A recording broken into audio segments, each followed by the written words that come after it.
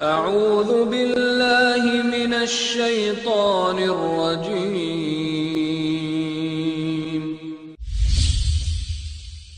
بسم الله الرحمن الرحيم.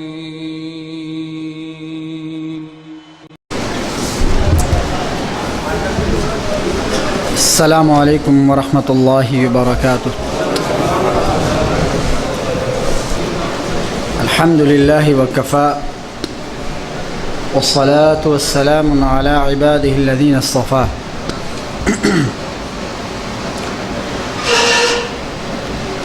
اما بعد فإن خير الحديث كتاب الله وخير الهدي هدي محمد صلى الله عليه وسلم وشر الأمور محدثاتها وكل محدثة بدعة وكل بدعة ضلالة وكل ضلالة في النار. أما بعد فأعوذ بالله من الشيطان الرجيم. بسم الله الرحمن الرحيم. المال والبنون زينة الحياة الدنيا والباقيات الصالحات خير عند ربك ثوابا وخير أملا.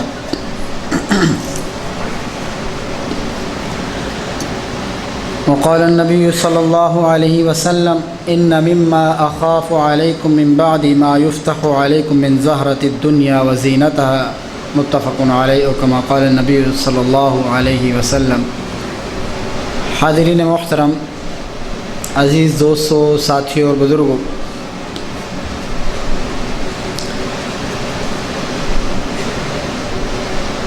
اللہ رب العالمین نے حضرت انسان کو اس دنیا کے اندر اپنی عبادت کے لیے بھیجا اور پیدا فرمایا ہے، اور اس بات کی صراحت بھی اللہ رب العالمین نے اپنے کلام مقدس کے اندر ان الفاظ کے اندر فرمائی ہے کہ وما خلقت الجن والانس الا لیعبدون، کہ ہم نے جنوں اور انسانوں کو صرف اور صرف اپنی عبادت کے لیے پیدا کیا ہے.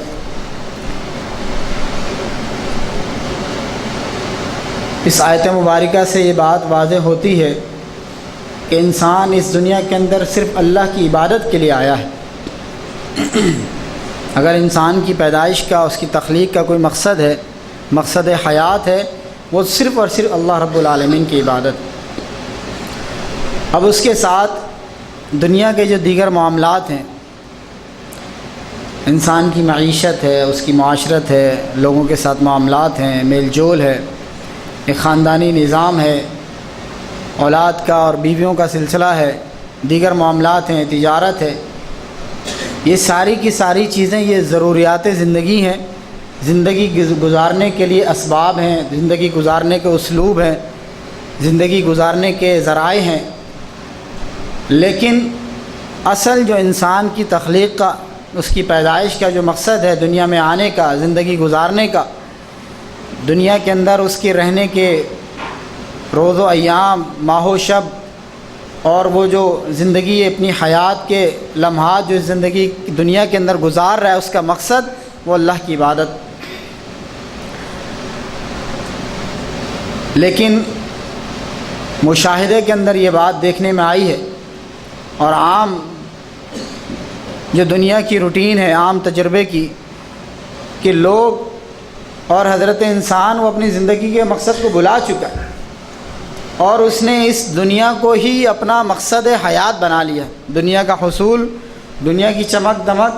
دنیا کا جمع کرنا، دنیا کو اکٹھا کرنا، دنیا کو بہتر سے بہتر کرنا، یہ انسان نے اپنا مقصد حیات بنا لیا ہے، اور جو اصل مقصد تھا وہ انسان بھلا چکا ہے. نبی علیہ الصلوۃ والسلام کی ایک حدیث ہمیں اس بات کی طرف رہنمائی فرماتی ہے، اس بات کی وضاحت اور صراحت کرتی ہے کہ انسان اس دنیا میں جو آیا ہے اس نے کیا کرنا ہے، اس دنیا کی زندگی کو کیسے گزارنا ہے.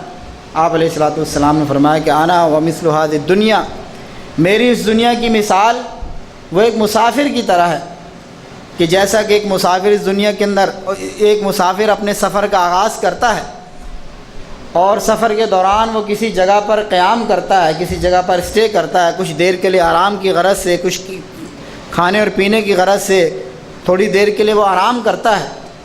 اور اس کے بعد جب وہ آرام کر لیتا ہے، پھر اس کے بعد اپنی منزل پہ اور اپنے سفر پہ رواں دواں ہو جاتا ہے. فرمایا کہ بالکل اسی طرح بعین ایک انسان کی اور ایک اس کی زندگی کی اور دنیا کی مثال اسی طریقے سے ہے کہ انسان اس دنیا میں آتا ہے، اس کی وہ ایک مسافر کی طرح اس کی جو منزل ہے وہ آخرت ہے، وہ اللہ رب العالمین کی ملاقات ہے، آخرت کے اندر اللہ کی رضوان اور اس کی خوشنودی کا حصول ہے، جنت کے اندر داخلہ ہے۔ یہ دنیا اس کے لیے ایک سفر کی طرح ہے۔ تو جس طرح ایک مسافر آدمی، یا پھر ایک اور حدیث کے اندر فرمایا کہ کن فی الدنیا کا انک غریب و عابر السبیل، او کما قال نبی صلی اللہ علیہ وسلم۔ حضرت عبداللہ بن عمر رضی اللہ تعالیٰ عنہ عبداللہ بن عمر رضی اللہ تعالیٰ عنہ کہ آپ صلی اللہ علیہ وسلم نے کندھوں کے اوپر ہاتھ رکھ کے فرمایا کہ کن فی الدنیا کا انک غریب، کہ تم دنیا میں اس طرح سے رہو کہ جیسا کہ کوئی اجنبی رہتا ہے یا کوئی مسافر رہتا ہے۔ یعنی مسافر بھی جب راستے کے اندر، سفر کے اندر اپنی منزل کی طرف گامزن ہوتا ہے، رواں دواں ہوتا ہے، سفر کے دوران جب وہ کسی جگہ پر ٹھہرتا ہے، تو جب کسی جگہ پر اسٹے کرتا ہے، وہ قیام کرتا ہے، تو اپنی پورے معاملات کو وہاں پر جمع نہیں کر لیتا، بلکہ وہ صرف اتنی دیر قیام کرتا ہے اور اپنی ضروریات کو اتنی جمع وہاں پر کرتا ہے جو اس کی وقتی ضرورت کو پورا کر سکیں۔ یعنی مسافر اگر سفر کے دوران کہیں پر قیام کرتا ہے تو وہاں پر اپنی کوٹھی نہیں بناتا، اپنا مکان یا رہائش نہیں اختیار کرتا، یا کوئی بہت لمبے چوڑے اہتمام اور سامان نہیں وہاں پر جمع کرتا، اس لیے کہ اسے پتہ ہے کہ میں نے چند گھڑیوں کے لیے یہاں رکنا ہے اور اپنی ضروریات کو پورا کر کے پھر میں نے اپنی منزل کی جانب رواں دواں ہو جانا ہے، گامزن ہو جانا ہے۔ تو وہ اپنا مختصر سے معاملات کو وہاں پر، اپنے مختصر سے اسباب کو اور سامان کو وہاں پر جو اختیار کرتا ہے، اور اس کے بعد اپنے سفر کی جانب جو ہے وہ روانہ ہو جاتا ہے۔ تو اسی طرح ایک مسلمان کی، ایک مومن کی زندگی دنیا کی اسی طریقے سے گزرتی ہے کہ دنیا کے لیے اس نے کوئی بہت لمبی چوڑی پلاننگ نہیں کرنی ہوتی، دنیا کے لیے بہت سارا کچھ مال و متاع اکٹھا نہیں کرنا ہوتا، بہت زیادہ اسباب اختیار نہیں کرنے ہوتے، اس لیے کہ اسے معلوم ہے کہ دنیا کی زندگی مختصر ہے، جو اللہ تعالیٰ نے اس کے مقدر میں چند حیات مستعار کی چند گھڑیاں اس کے مقدر میں جو لکھ دی ہیں، وہ اس نے گزار کر آخر کار اپنی آخری اصل منزل آخرت کی جانب رواں ہو جانا ہے اور روانہ ہو جانا ہے، اپنے رب سے ملاقات کرنی ہے۔ دنیا اتنی ہی اکٹھی کرنی ہے، اتنی ہی جمع کرنی ہے جتنی دنیا گزارنے کے لیے جو ہے، دنیا کو بسر کرنے کے لیے، دنیا کی زندگی کو گزارنے کے لیے جو آسانی کے ساتھ جو اسباب اس کو مہیا ہو سکیں۔ اسی لیے فرمایا کن فی الدنیا کا انک غریب و عابر السبیل، کہ دنیا میں اس طرح رہو جیسے اجنبی رہتے ہیں یا مسافر رہتے ہیں۔ اگر کوئی انسان اپنے علاقے سے کسی دوسری بستی کے اندر جاتا ہے جہاں پر وہ اجنبی ہوتا ہے اور وہاں پر اس کا کوئی کام ہوتا ہے، کچھ دنوں کا کچھ معاملات ہوتے ہیں، تو وہ اجنبی انسان جب دوسری جگہ پر جاتا ہے تو وہاں پر بھی وہ اس طرح کی بود و باش اور اس طرح کا لائف اسٹائل اختیار نہیں کرتا کہ جیسا کہ وہاں پر اسے ہمیشہ رہنا ہو، نہ اسے کوئی جانتا ہے، نہ اسے کوئی پہچانتا ہے، نہ اس کے کوئی بہت سارے معاملات ہوتے ہیں۔ وہ اپنا جس کام کی غرض سے کسی دوسرے علاقے کے اندر گیا ہوتا ہے، اس کام کو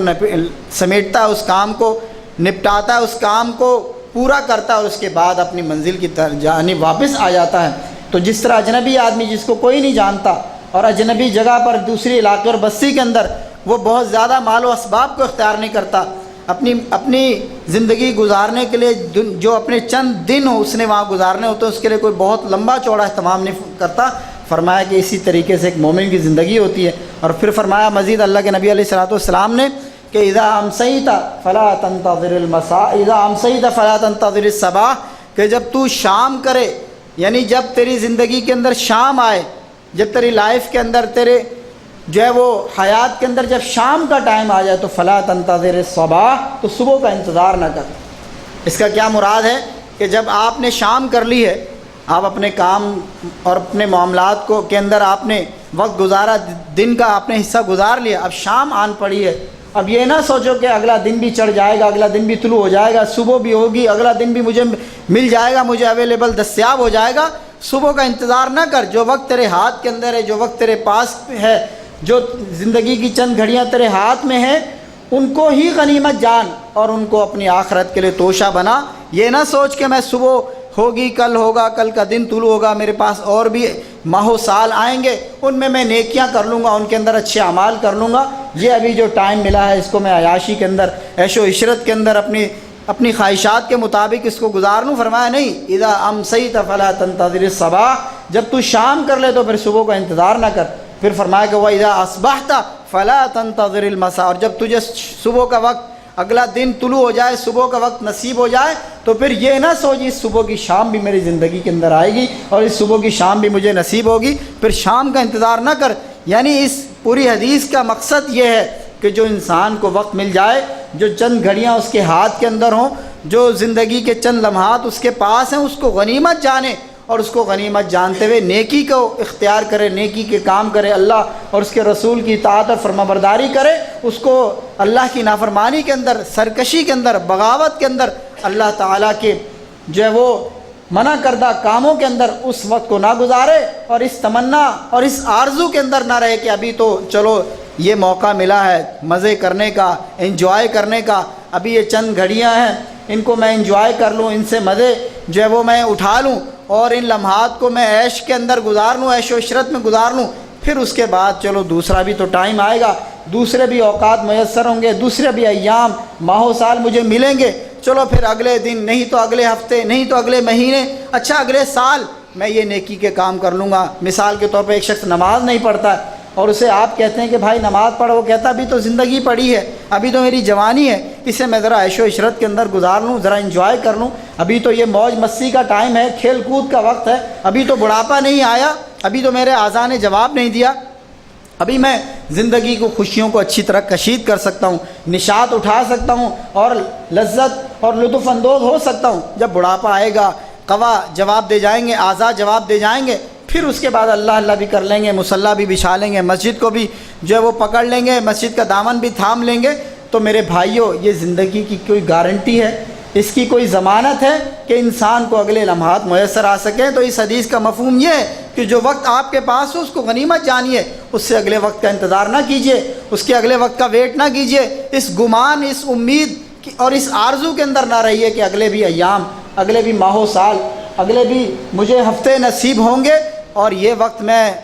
خوشی کے اندر، یہ وقت میں عیاشی کے اندر، یہ وقت میں اللہ کی نافرمانی کے اندر، اللہ کی بغاوت، سرکشی کے اندر، شیطان کی پیروی کے اندر، اپنی خواہشات کو فالو کرنے کے اندر اپنی مرضی کے مطابق زندگی گزار لوں۔ جب پھر مجھے اور وقت ملے گا، میرا اور بھی ٹائم آئے گا، پھر اس وقت میں عبادت بھی کر لوں گا، نماز بھی پڑھ لوں گا، اللہ کا ذکر بھی کر لوں گا، اللہ کی اطاعت اور فرمانبرداری کے کام بھی کر لوں گا۔ ابھی جو لمحات ملے ہیں مجھے انجوائے کرنے کے، ذرا اس کو انجوائے کر لوں۔ میرے بھائیو، یہ ایک دھوکہ ہے، یہ ایک فریب ہے، یہ ایک شیطان کا پھیلایا ہوا جال ہے جس کے اندر لوگ پڑ جاتے ہیں۔ اور واللہ حقیقت یہ ہے کہ انسان آج تو آج کیا، اس کے بعد کے بھی ایام اسی گمان کے اندر گزار دیتا، اچھا کل نہ صحیح پرسوں، پرسوں نہ صحیح پھر اگلے ہفتے میں، اگلے مہینے میں، اگلے سال میں، زندگی کے آخری ایام میں اللہ کی عبادت کر لوں گا، ابھی تو جو موقع ملا ہے اس کو میں بھرپور انداز میں گزار لوں۔ اللہ اکبر۔ اسی لیے اللہ رب العالمین نے فرمایا کہ المال والبنون زینت الحیات الدنیا،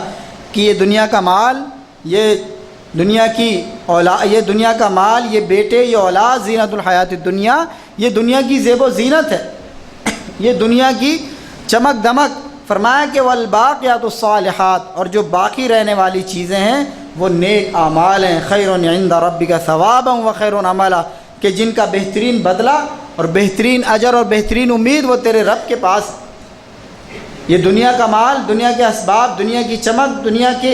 جاہ و جلال، دنیا کی آسائشیں، یہ دنیا کے ساتھ ہی ختم ہو جانے والی ہے، لیکن جو باقی رہنے والی چیزیں ہیں والباقیات الصالحات، وہ نیک اعمال ہیں جو باقی رہ جانے والے ہیں، جن کا اجر تیرے رب کے پاس سیو ہو جانے والا، تیرے اکاؤنٹ کے اندر بیلنس ہو جانے والا۔ اللہ رب العالمین کے کاغذات کے اندر، اس کے رجسٹروں میں، اس کے حساب میں اگر کوئی چیز باقی رہ جانے والی ہے، اگلے جہان میں کام آنے والی ہے، تو وہ والباقیات الصالحات، وہ نیک اعمال ہیں جو تیرے رب کے پاس محفوظ ہو جائیں گے، اور ان کا اجر تجھے اگلے آخرت کے اندر، اگلے جہان کے اندر اللہ تعالیٰ سے اچھے انعام کی صورت میں ملنے والا۔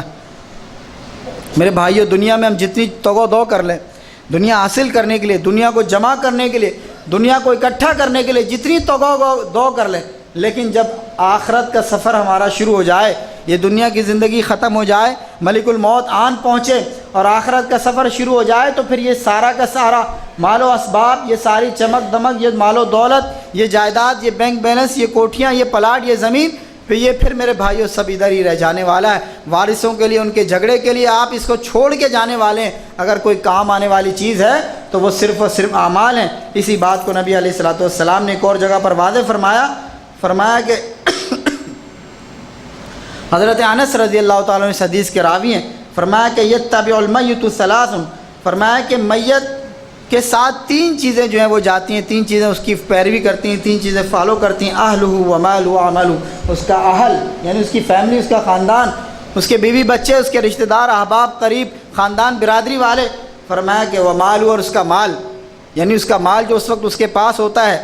جو وہ چھوڑ کے اس وقت جا رہا ہوتا ہے، و عملہ، اور اس کے اعمال۔ فرمایا کہ فیرجع اثنان ویبقى واحد، اور کما قال نبی صلی اللہ علیہ وسلم، 2 چیزیں واپس آ جاتی ہیں اور ایک چیز باقی رہ جاتی ہے۔ وہ 2 چیزیں کون سے؟ اس کے اہل بھی واپس آ جاتے ہیں، گھر والے، احباب، رشتہ دار، خاندان، برادری، اور اس کا مال بھی اس کے ساتھ ہی واپس آ جاتا ہے۔ اگر رہنے والی چیز ہے کوئی، ویبقى واحد، فرمایا کہ وہ اس کے اعمال ہیں، جو نیک اعمال اس نے کیے ہوتے ہیں، بلکہ اعمال ہی باقی رہتے ہیں، وہ نیک اعمال ہوں یا اچھے اعمال ہوں۔ اگر نیک اعمال ہے تو وہ اچھائی کی صورت میں اس کے ساتھ ہوتے ہیں، اللہ تعالیٰ اس کے ساتھ معاملہ اچھا کرتے ہیں، قبر کے معاملات، آخرت کے معاملات، برزخ کے معاملات اس کے ساتھ آسان ہو جاتے ہیں، سوال و جواب کی منزلیں آسان ہو جاتی ہیں، قبر کی کشادگیاں، جنت کی طرف سے کھڑکیاں، جنت کے لباس اور جنت کے جو ہے وہ بستر پہنا دیے جاتے ہیں، ایک نیک خوبصورت جو ہے اس کے ساتھ جلیس، اس کا ساتھی مقرر کر دیا جاتا ہے، اس کے لیے قبر کی وسعتیں حد نگاہ تک پھیلا دی جاتی ہیں میرے بھائیوں۔ لیکن یہ نیک اعمال ہوتے ہیں،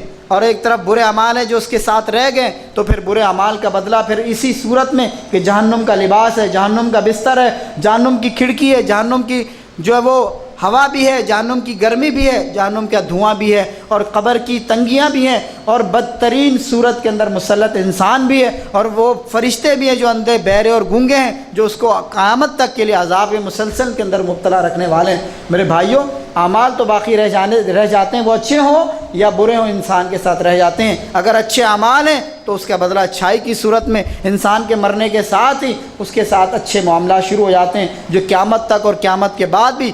قیامت کے دن اور جنت کی صورت میں اللہ تعالیٰ کی طرف سے اسے انعام دیا جائے۔ لیکن برے اعمال اس کے مرنے کے ساتھ ہی حساب و کتاب، فرمایا کہ جو آدمی مر گیا اس کی قیامت قائم ہو گئی، حساب و کتاب شروع ہو گیا۔ وہ برزخ کے معاملات ہیں، قبر کا حساب و کتاب ہے، قبر کی کٹھنائیاں اور تنگیاں ہیں، اور جہنم کی طرف سے اس کے لیے جو عذاب قبر کے اندر بھی مسلط کر دیا جاتا ہے، اور پھر قیامت کی رسوائیاں، اور قیامت کے بعد حساب کے دن کے بعد پھر مستقل ٹھکانہ جو جہنم کے اندر۔ میرے بھائیو، یہ ان برے اعمال کا نتیجہ ہے۔ نبی علیہ الصلوۃ والسلام نے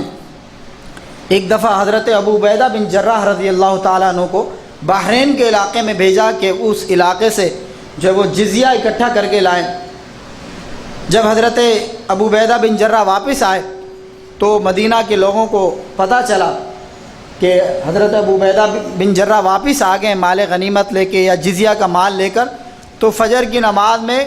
جو لوگ بڑے ذوق اور شوق سے مسجد کے اندر آئے اور نماز میں شامل ہوئے، اور اس انتظار میں رہے کہ ہمیں بھی اس مال میں سے کچھ دیا جائے گا۔ نبی علیہ الصلوۃ والسلام نماز پڑھ کے جانے لگے تو لوگ ان کے راستے میں کھڑے ہو گئے۔ آپ صلی اللہ علیہ وسلم نے دیکھا، آپ بھاپ گئے، آپ جان گئے کہ لوگ اس بات کے انتظار میں ہیں کہ اب فدیے کے مال کی، اس جزیے کے مال کی تقسیم ہو اور ہمیں اس میں سے حصہ ملے۔ تو آپ علیہ الصلوۃ والسلام نے فرمایا کہ مجھے لگتا ہے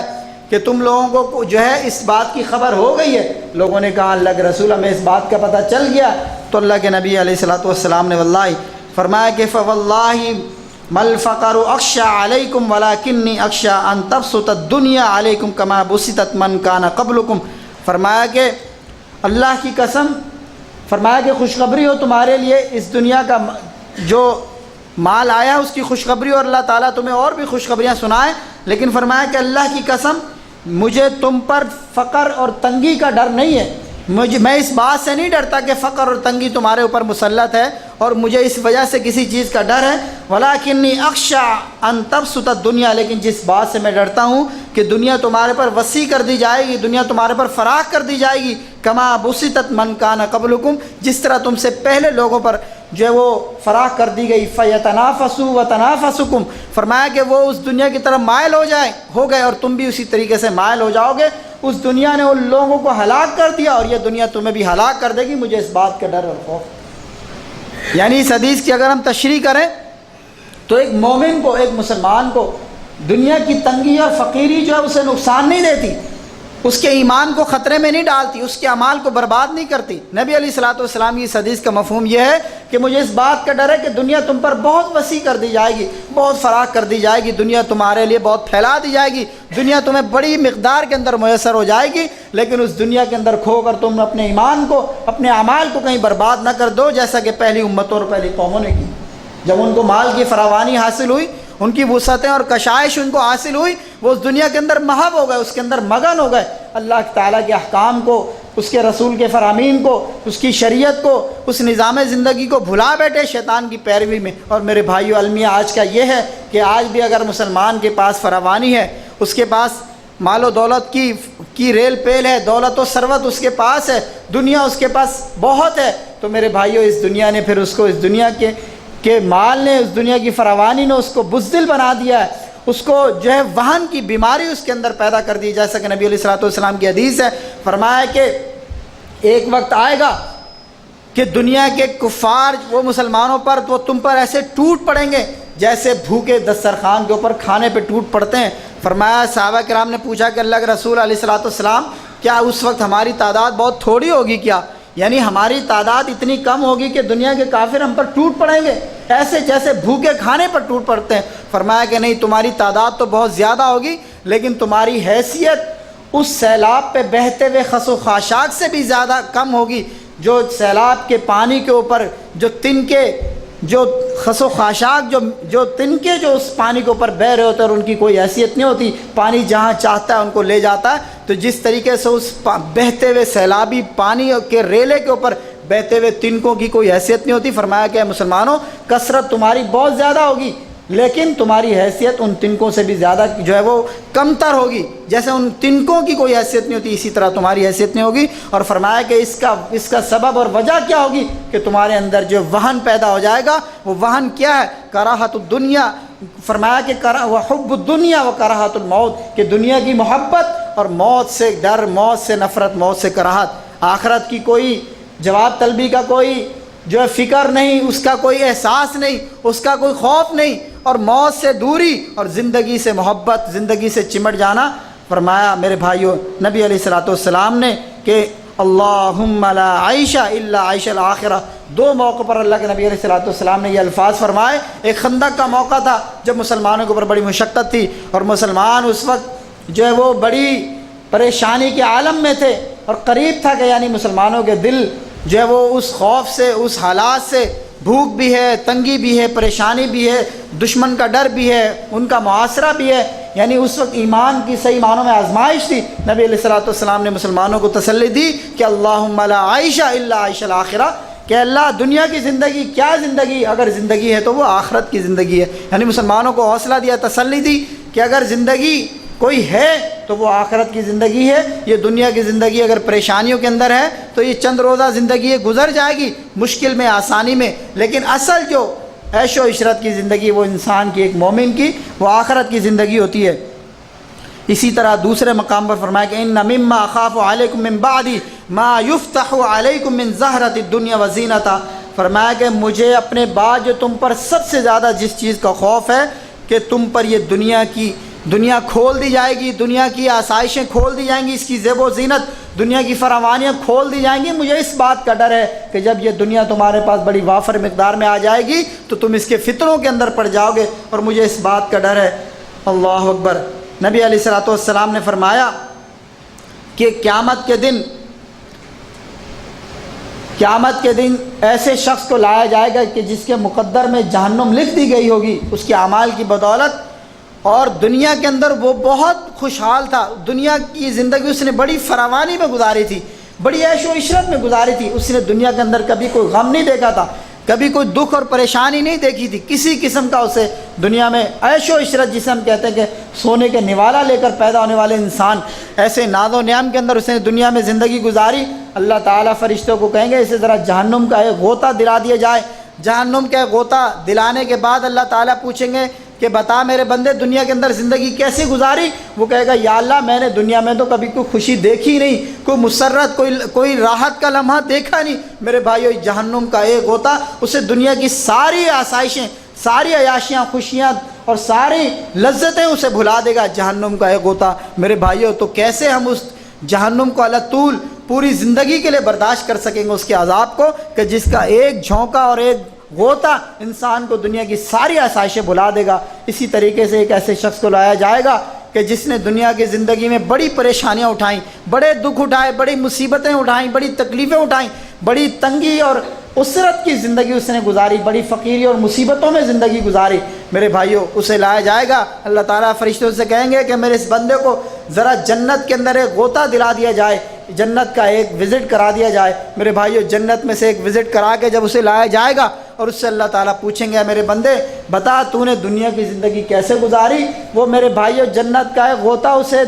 دنیا کے سارے دکھ بلا دے گا، ساری تکلیفیں بلا دے گا، اور وہ کہے گا یا اللہ میں نے تو دنیا میں کبھی کوئی دکھ اور پریشانی دیکھی ہی نہیں، دنیا کی زندگی تو میں نے بڑی عیش و عشرت کے اندر گزاری۔ یہ میرے بھائیوں معاملہ ہے جنت کا اور جہنم کا، یہ قیامت کا، یوم آخرت کا، کہ یہ دنیا کی زندگی محدود زندگی ہے، لیکن میرے بھائیوں اس دنیا میں مگن ہو کر ہم آخرت کو بھلا دیتے ہیں جو ہمیشہ ہمیشہ کی زندگی ہے، اور اس کے اندر اللہ تعالیٰ کی رضوان ہے، اس کی خوشنودی ہے، اس کی جنتیں ہیں، اس کی نعمتیں ہیں جو اس نے اپنے بندوں کے لیے تیار کی ہیں۔ میرے بھائیوں یہ دنیا کی چند روزہ زندگی کو ہم آخرت کے اوپر قربان کر دیتے ہیں، ہم بلکہ آخرت کو اس دنیا کے اوپر قربان کر دیتے ہیں، اسی کو اپنی دنیا کے اس محدود سے ٹائم کو میرے بھائیوں انجوائے کرنے کے لیے، اس کو عیش و عشرت کا سامان بنانے کے لیے ہم پتہ نہیں کتنی تگ و دو کرتے ہیں، اپنی کتنی محنتیں کرتے ہیں، کتنی کوششیں کرتے ہیں، کتنی کاوشیں کرتے ہیں اس مختصر سی زندگی کو اچھا بنانے کے لیے۔ میرے بھائیوں اگر ہم تھوڑا سا ٹائم اپنے آخرت کو بہتر بنانے کے لیے، اللہ تعالیٰ کی خوشنودی حاصل کرنے کے لیے، اس کی جنتوں کو پانے کے لیے اگر ہم تھوڑا سا وقت لگا دیں اللہ تعالیٰ کی عبادت کے اندر، اس کے ذکر کے اندر، شیطان کے چالوں سے، اس کی تدبیروں سے اپنے آپ کو بچاتے ہوئے اللہ تعالیٰ کے اوامر و نواہی کو میرے بھائیوں اگر ہم اختیار کریں۔ نبی علیہ الصلوۃ والسلام کی ایک حدیث، ایک دو حدیث سنا کر بات ختم کرتا ہوں۔ فرمایا کہ ایک شخص نے اللہ کے نبی علیہ الصلوۃ والسلام سے پوچھا کہ اللہ کے رسول میری رہنمائی کیجیے ایسے کام کی طرف کہ جب میں اس کام کو کروں تو دنیا کے لوگ بھی مجھ سے راضی ہو جائیں اور اللہ تعالیٰ بھی مجھ سے خوش ہو جائے۔ دلنی علی عمل اذا عملته احبنی اللہ واحبنی الناس، کہ اللہ کے رسول ایسے کام کی طرف میری رہنمائی کیجیے، مجھے ایسا کوئی کام بتلا دیجیے جس کام کو کرنے سے اللہ بھی مجھ سے محبت کرنے لگ جائے اور دنیا کے لوگ بھی مجھ سے محبت کرنے لگیں۔ فرمایا کہ ازہد عن الدنیا، فرمایا کہ ازہد عندک الناس، اس چیز سے بے رغبتی اختیار کر جو لوگوں کے پاس ہے تو لوگ بھی تجھ سے محبت کرنے لگیں گے، اور ازہد عن الدنیا یحبک اللہ، اور دنیا سے بے رغبتی اختیار کر اللہ تعالیٰ تجھ سے محبت کرنے لگے گا۔ یعنی